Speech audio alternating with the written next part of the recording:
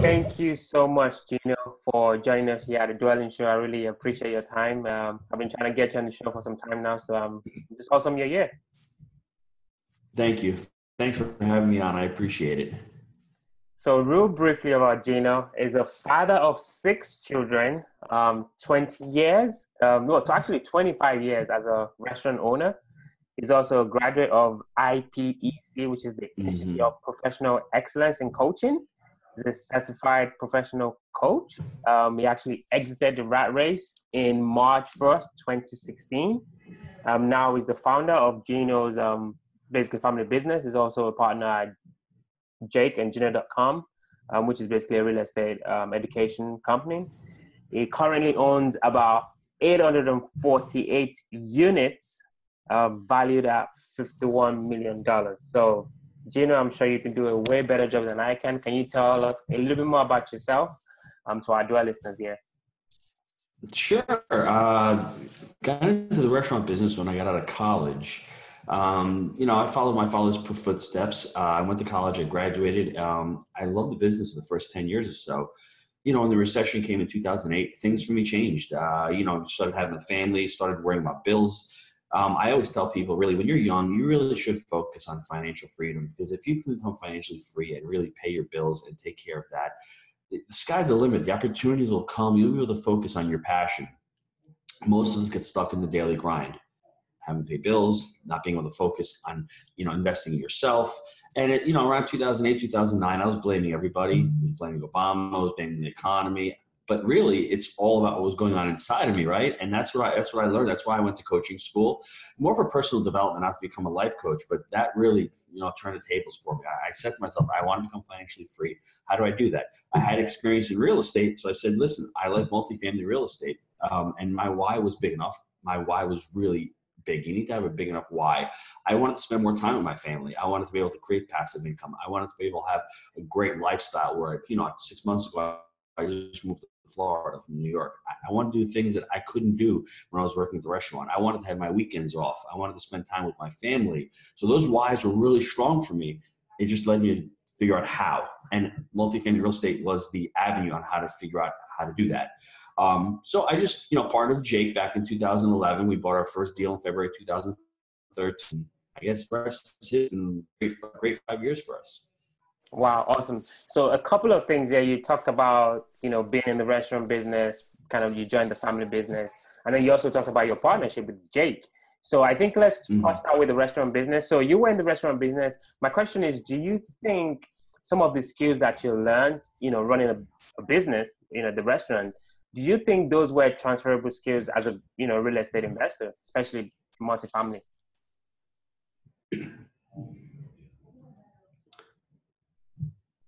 I think the biggest skill that I learned was working hard and working hard and just, never saying no, just stopping. I mean, I had, learn how to schedule my day, learn how to push myself. And I see a lot of these guys in working now, and they say they work hard. They don't know what hard work is until they get into a kitchen when it's 100 degrees. You got people yelling at you. The things going on. That gave me, that's things that it didn't teach me.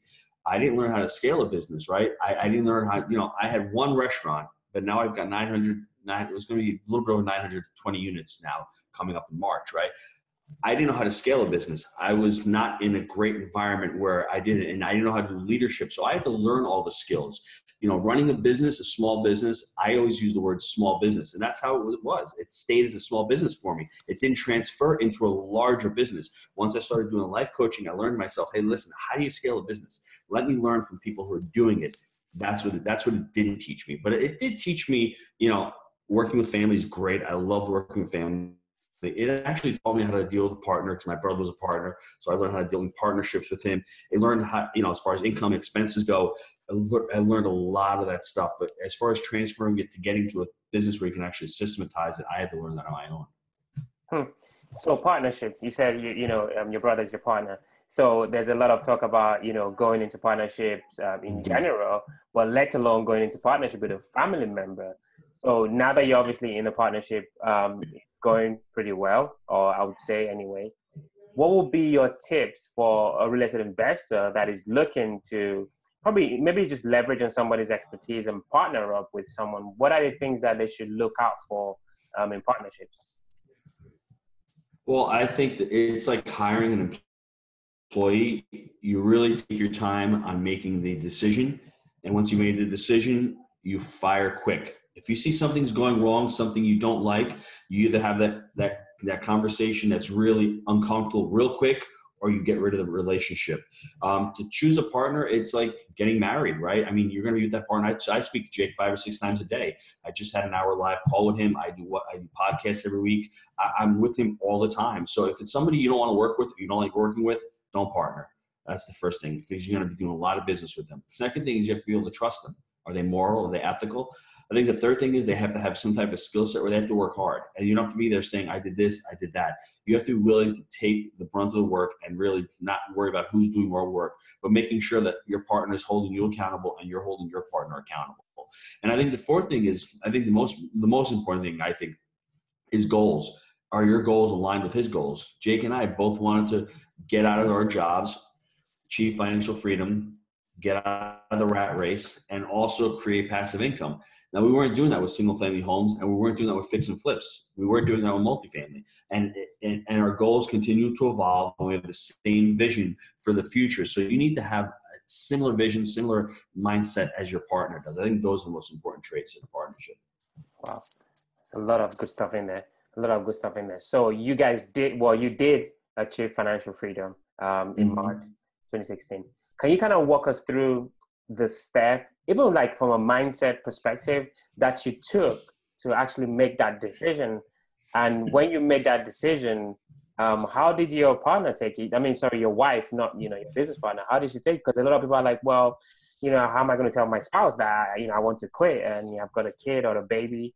How did you manage that process? Sure. Well, I mean, for me, I have a really good relationship with my wife. She knew that I was frustrated. She saw that I worked hard. She saw that I wasn't getting the results that I should be getting. So she was well on board. I mean, she basically picked up and moved our 6 kids to Florida on a whim because she knew that I wanted to do that. So, it's very difficult. When I first started in multifamily, all I wanted to do was supplement my income. That's really all I wanted to do in the very, very beginning. When I got my first 25 units, then I got 36 units after that. I'm like, okay, I can make $3,000 or $4,000 extra a month in passive income. That's great. That'll help me pay the bills, right? But that's what I was focusing on. That's what we all focus on. But then when I saw the third deal come by, and I'm like, wow, this is possible. If we get this deal, I could possibly consider getting out of the restaurant. Because listen, it's something, that's all I knew for 20 years. I mean, when you do something for 20 years and you're pretty good at it and you're nice and comfortable, it's hard to leave that, right? But I knew deep down inside, to me, that was sinful, because I'm doing something where I'm not using my skills. I'm not using all of my God-given abilities. And I'm not saying slothful, but I knew I had more there. I knew I could give more. And the only way you can give more and do more is by becoming financially free. Because when you're working for the bills, you don't care about Ola, what his priorities are. You can't help him because all you're focused on is helping yourself. That's the reality. Read the book by Bob Berg, The Go-Giver. Those parables are really excellent. Those rules are excellent. But they're hard to apply if all you're doing is paying the bills, because all you're doing is worrying about yourself. Those who are truly wealthy and can give back can do that because they can dedicate time to get on a podcast in the afternoon with you. They can schedule a live call every week with their community, right? I can sit there and write goals and write stories for people. I can have my own podcast. I would not have been able to do all this stuff if I was still working a 9-to-5 job. It's just not possible. So to me, once I noticed that, I realized that, hey, listen, I can help people. Maybe I should get out of the restaurant doing something I hate and follow my passion. And the only way to follow your passion really is to become financially free. Once you're financially free, that's when you can find your passion. Because I've seen one mistake that a lot of entrepreneurs and people who go into business, they go into business following their passion, right? So they open up a karate studio. I'm a karate guy. I want to open a karate studio. Is that the right business to be in? Not really, because that's not a scalable business. It's something you love. Don't mix up love and business, because then what happens is you start doing that job, you start losing the passion because it becomes a job and you have to create money. If you look at it that way, that's a difficult and a tough way to open up a business. Opening up a business, you need 5 things, 5 commandments. You need I can go into them right now, and I'd love to go into them, but I think you really need a business where you can scale the business. You can have economies of scale. There are higher barriers of entry to get into the business. I think there's a lot of aspects you need to get into the business, but don't go into business just because you love to do something. A lot of people do that, and most of them fail because then all of a sudden it becomes a day job for them. Right. If that makes any sense. I love it. I love it. It reminds me of the E-Myth, right? When it talks about, somebody likes baking and they think they could just go open a bakery and do well at it because that's just the love. It's not really, it doesn't mean they can actually make money off of that hobby or that love. So that's a really, really fascinating point. So to go back a little bit in time, did you always do multifamily, or did you kind of start with the flips and kind of evolved into bigger deals, or did you always just start it with multifamily? That's a great question. I went straight to multifamily. I bought my first multifamily back in 2002 because I wasn't looking for a job. I wasn't looking to buy a single family home, fix and flip it. I already had a job. So I already had my priorities. So I don't want to trade one job for another job. I just want to create some kind of passive income. And that was the barrier to entry that I was talking to you about. A lot of single family home investors, they have this barrier to entry and say, hey, listen, I can't get into multifamily. It's 5 units, plus it's commercial, it's difficult. That's why the barrier to entry is high in multifamily, and that's why it's a great business to get into, because a lot of guys don't want to get into it for that reason. I already considered myself, said, listen, I'm only going to do multifamily because it's scalable. I can do it part-time. I can have 20 units in one location. We can manage it part-time and still have our full-time jobs. And if down the road we decide to leave, it's an easier platform. It's an easier investment tool where you can start scaling and creating a business through that. Fantastic. So that's really interesting. So you guys, do you all manage the units yourself in-house, or do you have an independent property management company for this unit? No, we started out self-managing our 25 unit. We bought the 36 unit. We self-managed it. Jake was down there. He was boots on the ground. And then we bought our 136 unit. Jake quit his job. He left pharmaceutical. He was a pharmaceutical rep. He left that, and then he ended up doing the property management full time. So we're a vertically integrated company. We have all the units under management. So basically the way I like to tell people is you start a business, and this is great with multifamily. I call it multifaceted multifamily. This is the wheel. This is the main hub, right? Multifamily investing. Now this spoke is a revenue stream. So with the revenue stream, we've created a property management revenue stream, right? So we have a management company that is generating money off of the multifamily. Now we have Jake and Gino, which is the education part of the management company of the multifamily investing. So that's another stream of revenue. If you want to begin other streams of revenue, you want to open up a brokerage company, open up a brokerage company. That's another stream of revenue for multifamily. If you want to open up a plumbing or an HVAC company to service your multifamily, that's another stream of revenue.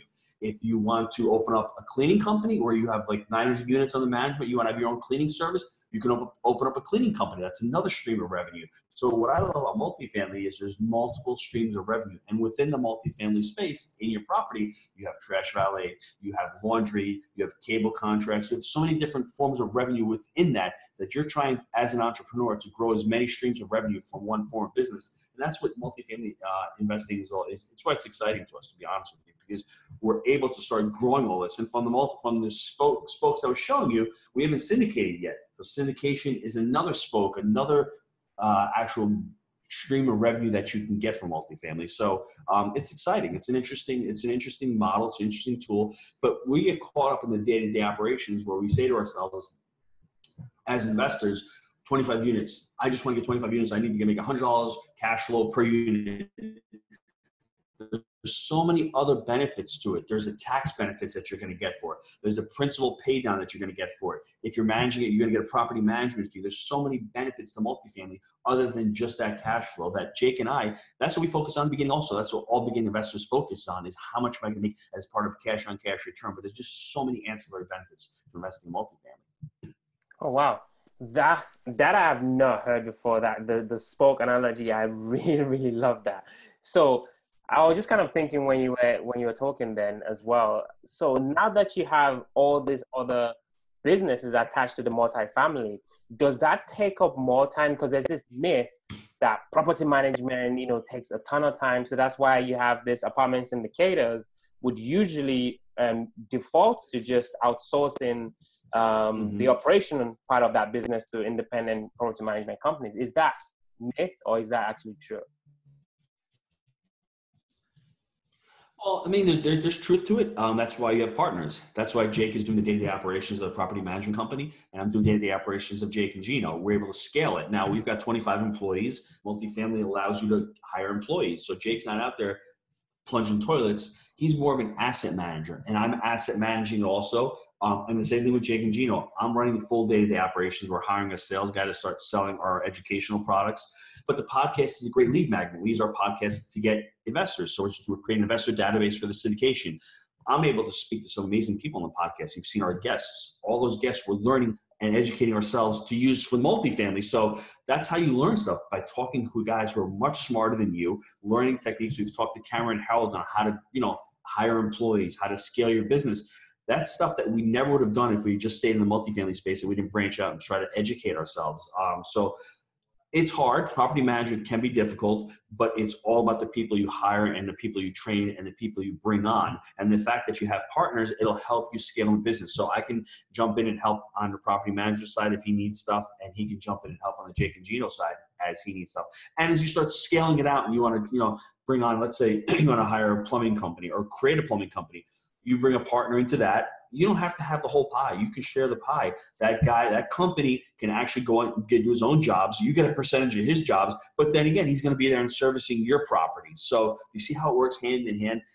That's a vision. That's a great big vision. Once you start getting into it, you start saying to yourself, wow, there was a lot of possibility. And with a brokerage company, let's say you want to start a brokerage company, we're thinking of doing that. You hire a couple of brokers, all of a sudden, you're not doing it for the commissions. You're doing it to source leads and source deals for you to actually get more deal flow into yourself. And at the same time, hey, listen, if you want to use that brokerage company to help you rent your apartments, you can do that. If you want to help it to sell one of your assets, you can do that. And at the end of the day, these guys are out there every day making connections. So if you can get more deals coming across your table from your brokerage company, that's a win. It's a win-win situation for yourself. Oh, wow. Fascinating. So you've got about 848 units, as I said. Can you pick one deal that you really liked and just kind of walk us through the numbers and just kind of tell us a little bit more about that one deal? Sure, I can give you two. I'll give you the first one really quick, because people probably won't. It'll be hard for them to relate to it, because when you first start out, we bought a deal for $11 million. It was 20% owner financing, 80% bank financing. No money out of our pocket for the deal. When we closed, we actually had money come back to us. Title lady was baffled. She said, how do you do it? It was basically a simple value add. We knew that the guy wanted to sell. He listed it for $12.6 million. We showed him our underwriting. We said, this is not going to work at that number. What do you propose? So he was negotiating against himself, and he wanted to sell this property. He came back $11 million, 20% owner financing.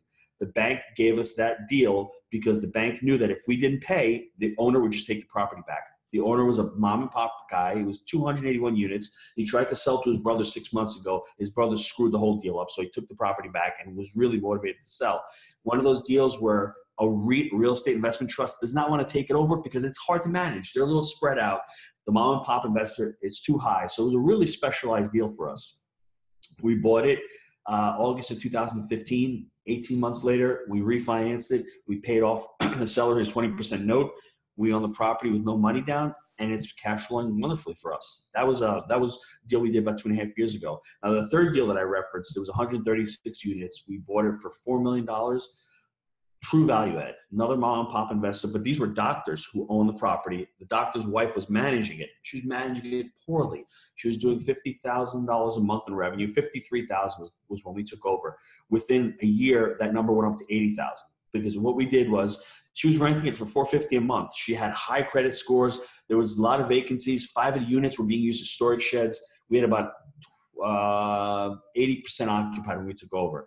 Like I said, within 12 months, that number went up to 80,000. We refinanced that property 18 months after we took it over. We were able to pull out $1.6 million on that property. It was worth $6.7 million. We just did our second refinance 3 months ago. The property was valued at $9 million. We went to non-recourse debt, and we were able to pull out another $2.2 million on refinanceable proceeds. 30-year amortization, 3 years of interest only, great interest rate, and our payment did not go up. So that's the thing. Everyone thinks you're taking on more debt, but what you're doing is you're pushing out the amortization. We had community financing on it. We're still at an 80% loan to value because rates, cap rates have really dropped, but the valuations have gone up. but the income on that property is over $105,000 a month now.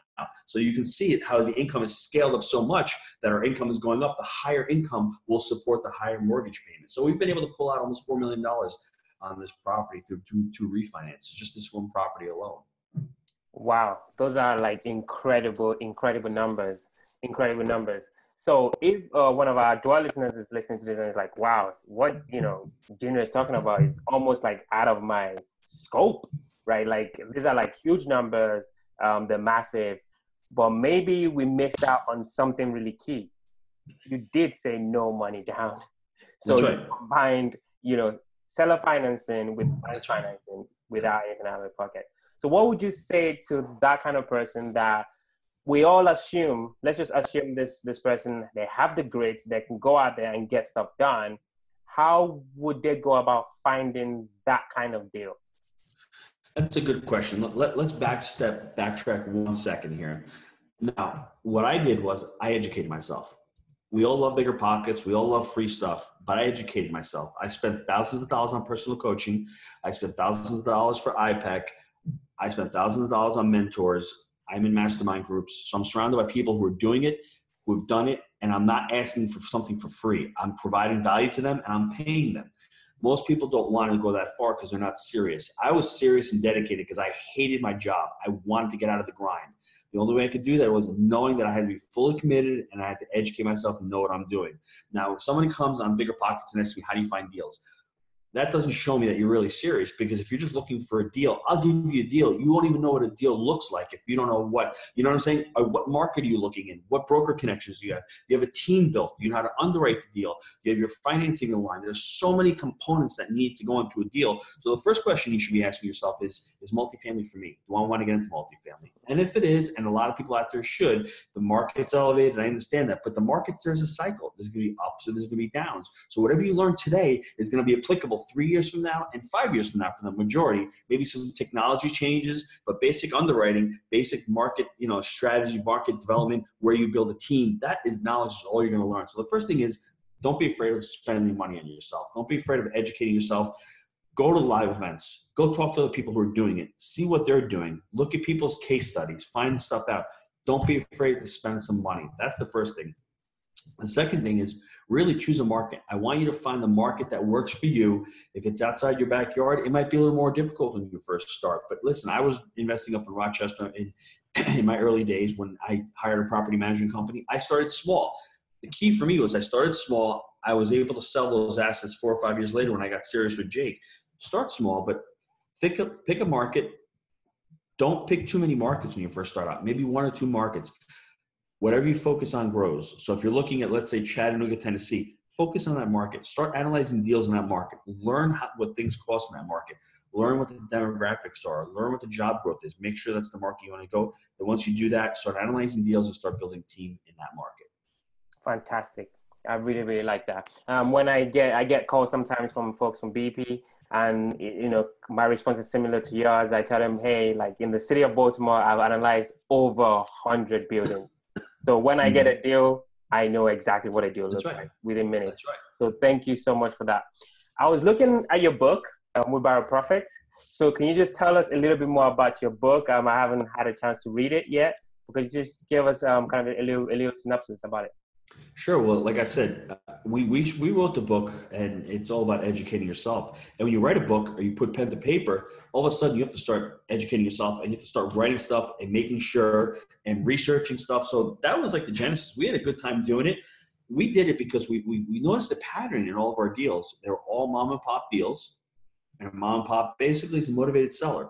And it can be a rich motivated seller. It can be a doctor who hates his partners. It can be a family infighting. It can be a divorce. It can be a relocation. It can be an investor who is outside the market. It can be somebody who has a 1031 who wants to get to a bigger deal. There's so many different types of motivations, but you have to figure out what they are. If you're not a motivated seller in real estate or in anything in life, you're not going to find a deal. That's the first thing we noticed. The second thing we noticed was we have to do 3 things in multifamily. We have to buy right, manage right, and finance right. And Jake was cutting his grass one day, looks at a wheelbarrow and goes, wow, wheelbarrow profits. The manage right is the wheel because it's constantly in motion. It's something you have to do as far as day-to-day operations. The buy right is the back leg. Once you buy right, it's fixed, done. If you buy wrong, the wheelbarrow is going to tip.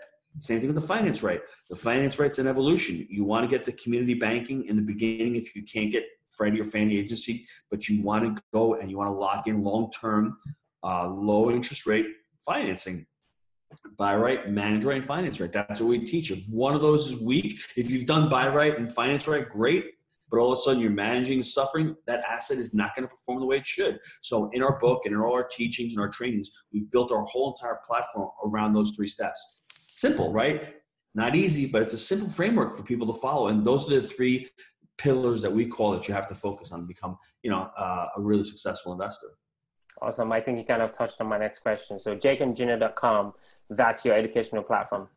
Yep. Oh, that's our website. Yes. Our education, we have tons of training videos. Our podcast, Wheelbarrow Profits, we've had it running for a little bit over 2 years now. I don't know how many, podcasts out there that focus specifically on multifamily. We do that. We don't want to talk about flicks and flippers or turnkey. We've had a lot of fantastic guests on the last couple of months as far as, business. Because what happens is once you start investing in multifamily, you want to take it to the next level and start creating systems and start creating, businesses. You want to start talking to really business leaders into how to be able to systematize your business. So that's why we've had some great guests on, and we always relate it back to multifamily as far as, creating a system for everything, whether your employee is going to pick up the phone, talk to a person, your leasing standards, all that stuff has to start getting systematized as you start growing. Awesome. So we're definitely dwelling into the quick round. So these are going to be quick questions, quick answers. Sure. You ready? Yep. First question. What would you say makes you, Gino, different or unique from the next guy or the next girl? Very simple. I don't know how many guys out there have 6 kids, homeschool their kids, financially free, decided to move to a new place, in their mid-40s, and just follow their passion. That's hard to find nowadays. Big families are great. I would hope more people have more kids, because that really is the true joy, being able to pass on and being able to be a role model for your kids. That's the true joy in life. And sometimes we always worry about what the next person is making or what she's making. But I think the uniqueness of having a large family is it's often overlooked in this economy, because everyone's worried about how expensive they are, and they are expensive. They're not like multifamily where they're putting money in your pocket. They're taking money out of your pocket. But they're so enjoyable, and it's so worth doing that. And it gives me the passion and the energy to go out and work hard because of that. I love that. My baby she's 7 months, and I look at her and my heart melts every time. Yeah, so I can only imagine if I had 6 of her. Yeah, I can almost relate. Yes. Next question. What was the last book that you read, and what was the one nugget that you picked up from the book? I read a lot. So the last one I read was actually the Go-Giver by Bob Berg. I love the book because it talks about giving value. I mean, if you can't give somebody more value than the money you're getting back, then you're going to go out of business. If you can't think of trying to serve others, then you're not going to be there servicing. Money is not the cause; it's the result. So the more value you give out there, the more money you're going to give. That's the bottom line. And I'd like to recommend the book to all your listeners out there. It's called Millionaire Fastlane by M.J. DeMarco. It's a good book because I like Steve Harvecker, all these guys, because they punch you in the stomach, and it's not what they say, it's what you hear, right? So you can get insulted and say, why this guy's crazy, but he speaks the truth because he's done it and he's been there. So his book, I wish I had read it 10 years ago. I read it last year, and I was already, I'm like, oh, I wish I had learned it 10 years ago. But read that book. There's 3 lanes. You got the sidewalk, the slow lane, and the fast lane. Which lane are you on? The majority of the people are on the sidewalk or the slow lane. Get on the fast lane. He'll teach you financial freedom. I think it was a great book for me. Fantastic book. I read that book, I think, a couple of years. That's a fantastic book. Fantastic. It is really good. Yeah. So lastly, you've got 6 kids. You've got, a lot of doors. You've got a lot going on. You've got the podcast. You've got the educational stuff going. What do you do for fun? That's a good question. I mean, I moved down to Florida because I wanted to be out of New York. I wanted to be able to go kayaking. wanted to be able to go fishing, wanted to be able to be outdoors. That was my goal, right? To be outdoors. And that's what I do. I like to spend time outside. I like to spend time with the family. That's where my fun is. That's where I derive my joy. Just being able to spend time with them. Awesome. You're an absolute family man. I love that. I love that. Thank you so much, Gino. I really appreciate your time. It's so hard sometimes to get, folks like you, because you're so busy, out here. So I really appreciate it. Thank you so much. Anytime I can do anything for your community, let me know. If they want a free copy of the book to listen to the webinar here or the podcast here, email me at gino@jakeandgino.com, and I'll send them a free copy of the book. Anything to help your community. Thank you so much for that offer. I really appreciate it. Thank you so much. You're welcome. Have All a right. good day, right? Thank you. Thanks.